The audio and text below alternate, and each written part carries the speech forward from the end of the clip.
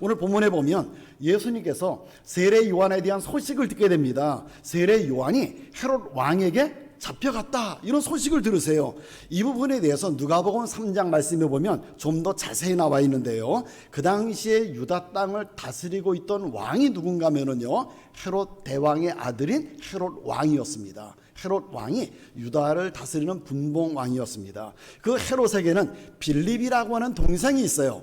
빌립이라고 하는 동생이 있는데 이 동생의 아내가 헤로디아라고 하는 여인입니다. 성경에도 나와요. 누가복음에 헤로디아라고 하는 여인이에요. 그런데 이 헤로디아가요, 너무너무 예뻐요.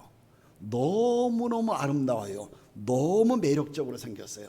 그래서 헤롯이 자기의 동생의 부인이잖아요. 그렇죠? 제수시잖아요. 보는 순간에 반해버렸습니다. 그래가지고 자기 동생에게서 이 헤로디아를 빼앗아 와요. 동생의 아내를 빼앗습니다. 여러분, 세상에 어떻게 그럴 수가 있겠어요? 여러분, 세상에 어떻게 이럴 수가 있습니까? 아무리 헤로디아가 아름답고 예쁘다, 매력적으로 생겼다 할지라도 동생의 아내를 빼앗아서 자기 아내로 삼는다? 아니, 이런 형이 어디 있습니까? 근데 이런 죄를 저질렀음에도 불구하고 이 헤롯 왕을 향하여 누구도 한마디 말하는 사람이 아무도 없습니다. 왕의 잘못에 대해서 왕에게 잘못했다라고 말하는 사람이 아무도 없습니다. 그럴 때 세례 요한이 헤롯 왕을 책망합니다. 아니, 당신이 아무리 왕이지만 아니 어떻게 자기 동생의 아내를 빼앗아 가지고 자기 아내로 삼을 수가 있느냐, 어떻게 동생의 아내를 빼앗는, 어떻게 그런 못된 짓을 할 수가 있느냐 라고 하면서 책망을 하게 됩니다. 헤롯이 이 말을 들으니까 어떻게 되겠어요? 열받겠죠. 화가 났겠죠. 그래서 세례 요한을 잡아서, 성지순례 갔다 오신 분들은 갔다 오셨을 텐데, 마케르스라고 하는 그 별궁이죠, 별장에다가 감옥에다 가둬버렸습니다. 그래서 헤롯이 이 세례 요한을 그 마케르스라고 하는 것을 가둬가지고 거기에 지금 이 요한이 갇혀 있습니다. 이 소식이 이제 예수님한테 들린 거예요. 예수님이 이 소식을 들었습니다. 근데 예수님의 행동은요, 너무 이상해요. 오늘 성경 말씀을 보니까 너무 이상해요. 예수님이 세례 요한이 잡혀갔다라고 하는 소식을 듣고서는 어떻게 하시는가 보세요. 12절 말씀이요. 예수께서 요한이 잡혔음을 들으시고 어디로 가셨다? 갈릴리로 가셨다 그랬습니다. 세례 요한이 잡혀갔다라고 하는 소식을 듣자마자 예수님은 어디에요? 유대 지역을 떠나서 갈릴리 지역 나사렛으로 가시게 됩니다. 여러분, 요한이 누구예요? 요한이 누굽니까? 회개하라, 천국이 가까웠느니라 라고 하면서 예수님이 오실 길에 대해서 마련한 사람입니다. 예수님이 나타나실 것에 대해서 선포한 사람이요. 나는 너희로 회개하게 하기 위하여 물로 세례를 베풀거니와 내 뒤에 오시는 이는 나보다 능력이 많으시니 나는 그의 신을 들기도 감당하지 못하겠노라. 그는 성령과 물로 너희에게 세례를 베풀리라 라고 하면서 예수님에 대해서, 예수님의 오심에 대해서, 메시아의 오심에 대해서 외친 사람입니다. 그리고 세례 요한 왜 그래요? 예수님에게 세례까지 베푼 사람이에요. 세례 요한은 예수님에게 세례까지 베푼 사람입니다. 이 요한이 지금 잡혀가서 그 유다 광야에 있는 마케르스라고 하는 감옥에 지금 갇혀 있습니다. 자, 정상적인 생각이 있다고 하면 예수님 어떻게 하셔야 돼요? 우리의 정상적인 생각이라고 하면 예수님 어떻게 하셔야 되죠? 우선 세례 요한의 제자들을 불러든지 찾아가서 위로를 해야 될 것입니다. 너희 스승이 이렇게 잡혀가서 지금 감옥에 갇혔으니 너희들 얼마나 힘들겠느냐, 조금만 참고 기다려. 그럼 내가 해결해 줄게. 예수님이 그러시면은 얼마나 좋겠어요. 또 감옥에 갇힌 세례 요한 찾아가셔야 되잖아요. 찾아가서 위로해주고 요한에게 용기를 주고, 뭐 더 나아가서는 예수님 능력 있으시니까 마케르스에 갇혀있는, 감옥에 갇혀있는 그 세례 요한을 어떻게 하셔야 돼요? 구출해 주셔야잖아요. 예수님의 능력을 가지고 감옥을 부시든지 뭐 어떻게 해야지 예수님이 구출해 주셔야 되잖아요. 그런데 예수님은요, 세례 요한이 잡혀갔다라고 하는 이 소식을 듣자마자 예수님은 그 유다 지역을 떠나서 갈릴리, 나사렛, 예수님의 고향이죠, 그리로 가버리십니다. 여러분, 세례 요한의 제자들이 이 사실을 알았다고 하면 그들의 마음이 어떻겠어요? 아니, 어떻게 예수님이 그럴 수가 있는가? 특별히 감옥에 갇혀있는 세례 요한이 예수님이 이렇게 하셨다, 세례 요한을 찾아온다거나 뭐 어떻게 위로해 주신다거나 그런 게 아니라 세례 요한을 제자들을 찾아가서 뭐 위로해 주신다거나 그런 게 없이 아니라 이 소식을 듣자마자 그 유다 지역을 떠나셨다라고 하는 소식을 세례 요한이 듣는다고 하면 그 감옥에 있는 세례 요한의 마음이 어떻겠어요? 얼마나 서운하시겠어요? 얼마나 섭섭하겠어요? 그 다음에 예수님이 이렇게 하셨다고 하는 소문을 듣고 그 사실에 더 아는 사람들이 예수님을 생각할 때 어떤 생각을 갖겠어요? 비겁한 사람, 도망자, 자기도 잡혀갈까봐 도망가버린 도망자, 비겁자. 아니야 메시아라고 하면서 별 볼일 없네. 저런 분이 어떻게 메시아야? 저런 분이 어떻게 메시아야? 아니야. 사람들은 이렇게 생각하게 될 것입니다. 그리고 예수님을 따르던 사람들이 예수님을 신뢰하지 않게 될 것입니다. 그럼 예수님 생각해 보세요. 예수님이 내가 유다 땅에 있다가 세례 요한이 잡혔다라고 하는 소식을 듣고 저 갈릴리의 나사렛으로 가버리게 되면 세례 요한이 얼마나 서운해할까? 세례 요한의 제자들은 얼마나 서운해하고 얼마나 섭섭해할까? 얼마나 절망할까? 그 다음에 이 이야기를 들은 사람들, 이 사실을 아는 사람들의 마음이 어떤 생각을 갖고 있을까? 예수님 그거 모르실까요? 다 아시잖아요, 그렇죠? 예수님 사람의 마음까지도 다 아시잖아요. 그런데 예수님 왜 이렇게 하시냐는 거예요. 왜 이렇게 하시는가? 세례 요한이 잡혔다고 하는 소식을 듣자마자 그 유다 지역을 떠나서 자신의 고향인 갈릴리로 나사렛으로 가버리셨다. 그리고 오늘 성경 말씀에 보니까 가버나움에 가서 지내셨다 그랬습니다. 근데 여러분 나사렛이라고 하는 것 굉장히 보잘것없는 거예요. 그래서 그러잖아요. 아니 뭐 나사렛에서 누가 태어난 그런 사람이 어떻게 태어날 수 있어? 이렇게 하잖아요. 그렇죠? 나사렛이라는 것은 굉장히 보잘것없는 것, 초라한 곳입니다. 또 오늘 성경에 나오는 그 가버나움이 있는 그 속한 스불론과 납달리라고 하는 지역, 이 가버나움 지역도요 굉장히 촌동네입니다. 촌동네예요. 아주 보잘것없는 그런 곳입니다. 근데 예수님은요 그런 곳으로 가버리십니다. 그러면 그곳으로 가신 이유가 뭘까? 왜 그랬을까? 세례 요한을 제자들을 찾아가서 위로해 준다거나 아니면 세례 요한을 찾아가서 위로해 주고 아니면 구출해 가지고 오셔야지 왜 예수님 그 갈릴리 지역으로 왜 가셨을까? 가버나움 지역으로 왜 가셨을까? 왜 나사렛으로 가셨을까? 이유가 있겠죠. 그렇죠? 예수님 가신 이유가 있겠죠. 14절 말씀 한번 보시기 바랍니다. 이는 그렇게 하신 이것은 선지자 이사야를 통하여 하신 말씀을 뭐하기 위해서? 이루려 하심이라 그랬습니다.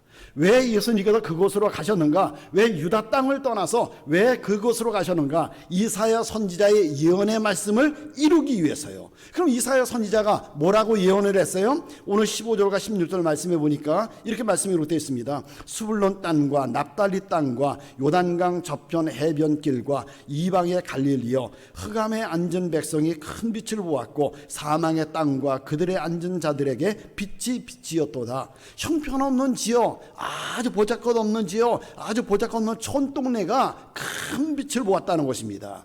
이 점에 대해서 이사야 선지자는요 이사야서 9장 12절 말씀에서 이렇게 예언을 했습니다. 전에 고통받던 자들에게는 흑암이 없으리로다.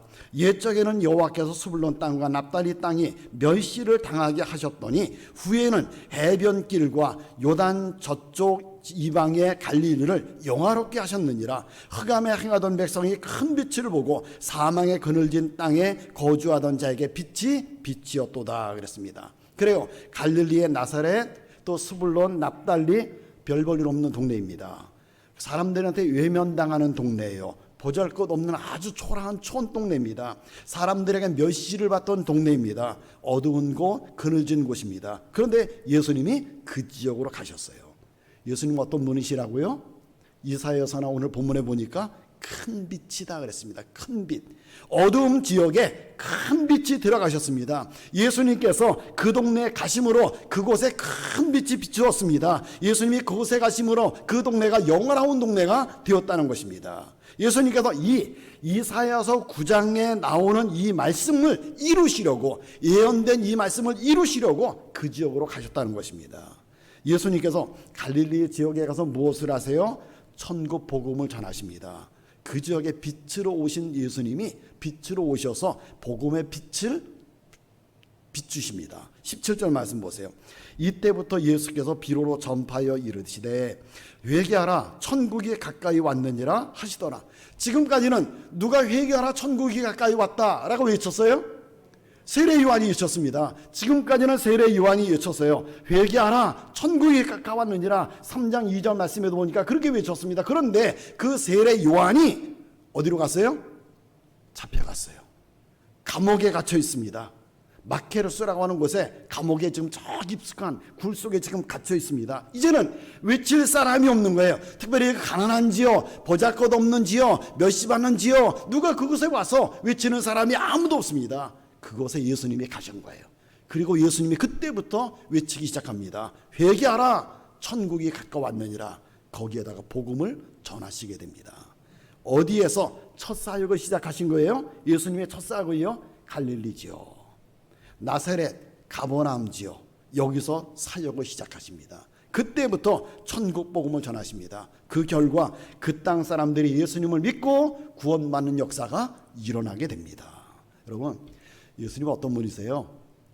예수님 정말 사랑이 많은 분이세요. 예수님 정말 정이 많으신 분이세요. 얼마나 우리를 사랑하셨으면 하늘의 보좌를 버리시고, 그렇잖아. 예수님이 계실 곳이 하나님의 나라잖아요. 그죠? 하늘의 보좌잖아요. 근데 거기를 버리시고 이 땅에 낮고 천한 인간의 몸을 가지고 이 땅에 오셨습니다. 그리고 결국 예수님 십자가에 못 박혀 죽으셨습니다. 온갖 고난 다 받으시고 결국 십자가에 못이 박혀서 죽으셨습니다. 왜 그러신 거예요? 나를 얼마나 사랑하셨는지. 나를 너무너무 사랑하셔서, 우리를 너무너무 사랑하시기 때문에 예수님 십자가에 못 박혀 죽으셨습니다. 그래요. 예수님은요 이렇게 사랑이 많으신 분이고요, 예수님은 이렇게 정이 많으신 분입니다. 특별히 억울한 일, 고통스러운 일을 당하는 사람에 대해서는요 굉장히 긍휼을 베풀어 주시는 그런 분이십니다. 지금 세례 요한이 헤롯에 의해서 감옥에 갇혔어요. 그것도 바른 소리 했다가, 당신 그럴 수가 있느냐, 바른 소리 했다가 지금 감옥에 갇혔습니다. 억울하게 갇혀 있습니다. 언제 죽임을 당할지 모릅니다. 예수님께서 세례 요한을 찾아가서 위로해주고 싶은 마음이 얼마나 굴뚝 같겠어요. 가서 예수님께서 세례 요한을 구출하고 싶은 마음이 얼마나 굴뚝 같겠습니까? 그 마음이 얼마나 크겠어요. 그런데 그것보다 귀한 일은 말씀을 전한 거. 그곳에 아무도 가서 복음을 전하지 않는 그곳에 가서 회개하라 천국이 가까웠느니라 복음을 전하는 거, 이것 하시는 거예요. 그래서 거기 가서 이 일을 하십니다. 이사야의 이 말씀에 예언된 대로 어두운 곳에 가서 빛을 비추십니다. 천국 복음을 전하는 그 일을 하십니다. 그래서 예수님은요 예언의 말씀을 이루기 위해서 나사렛으로 가셨고요, 그 지역에 가서 천국 복음을 지금 전하시는 것입니다. 어두운 지역, 그늘진 지역, 멸시받는 지역, 천대받는 지역, 그곳에 가서 복음의 빛을 예수님 비추십니다. 세례 요한을 찾아가는 것보다 더 귀한 일을 하기 위해서 갈릴리 지역으로 가시는 거예요. 예수님은요 말씀을 우선에다 두고 살아가셨습니다. 예언된 하나님의 말씀, 하나님의 말씀대로 해야 된다, 하나님 말씀을 이루어야 된다, 이걸 우선순위에다가 놓고 예수님 삶을 살아가셨습니다. 여러분, 우리도 살아가면서 하는 일들이 굉장히 많습니다. 그렇죠? 오늘도 여러분들 얼마나 많은 일을 하고 오셨어요. 우리 하는 일들이 많이 있습니다. 어떤 때는요 그 일들이 겹치는 그런 경우도 있습니다. 이것도 해야 되고 저것도 해야 되고 저런 것도 해야 되고 이런 것도 해야 되고 우리가 해야 될 일들이 많이 있을 때가 있습니다. 그때 어떤 것을 우선순위에다 두고 살아가느냐는 굉장히 중요합니다. 주님께서는 우리가 어떻게 살기를 원하세요? 우리가 어떻게 살기를 원하세요? 주님의 뜻, 주님의 나라, 주님의 의, 여기를 우선순위에다 두고 살아가기를 주님은 원하고 계십니다. 그래서 예수님이 마태복음 6장 33절에서 이런 말씀해 주셨잖아요. 우리 너무 잘 아는 말씀이죠. 그런즉 너희는 먼저 그의 나라와 그의 의를 구하라. 그리하면 이 모든 것을 너희에게 더하여 주시리라. 이렇게 말씀하셨습니다. 무엇부터 하라고요? 그의 나라와 그의 의를 먼저 하라는 거예요. 하나님의 나라를 위한 것, 하나님께서 의롭게 여기시는 것, 이걸 먼저 하라는 것입니다.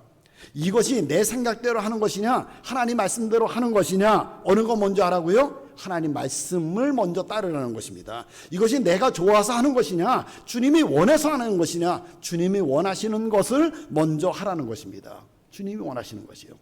지금까지 여러분 그렇다면 어떻게 나는 삶을 살아와셨는가 한번 생각해 보시기 바랍니다. 이렇게 살아가야 된다는 것을 우리가 잘 알고 있으면서도 실제적인 삶 속에서는 그렇게 살지 못한 때가 얼마나 많이 있느냐는 것입니다. 먼저 먹을 것, 먼저 입을 것, 먼저 마실 것, 먼저 내가 삶 속에 필요한 것, 이것 먼저 생각하지 않았는가? 세상 것을 먼저 생각하면서 삶을 살아가지 않았는가? 그리고 세상 것을 먼저 하지 않았느냐는 것입니다. 근데 예수님은요, 우리가 어떻게 살기를 원하신다고요? 너희는 먼저 그의 나라와 그의 의를 구하라. 이렇게 말씀하십니다. 여기 먼저라고 하는 단어를 한번 찾아보니까요, 프로톤이라고 하는 단어인데 첫째로, 최초로, 처음에 이런 말이에요. 무슨 일이 있을 적에 최초로, 지금 무슨 일이 있을 적에 처음에, 첫째로 이거 하라는 것입니다. 무엇을 하라고요? 그의 나라와 그의 의를 구하라. 의라는 건 뭐예요? 나라는 우리가 알죠. 하나님의 나라니까. 나라는 알지만 의는 뭐예요? 거룩함, 의로움, 선한 거예요.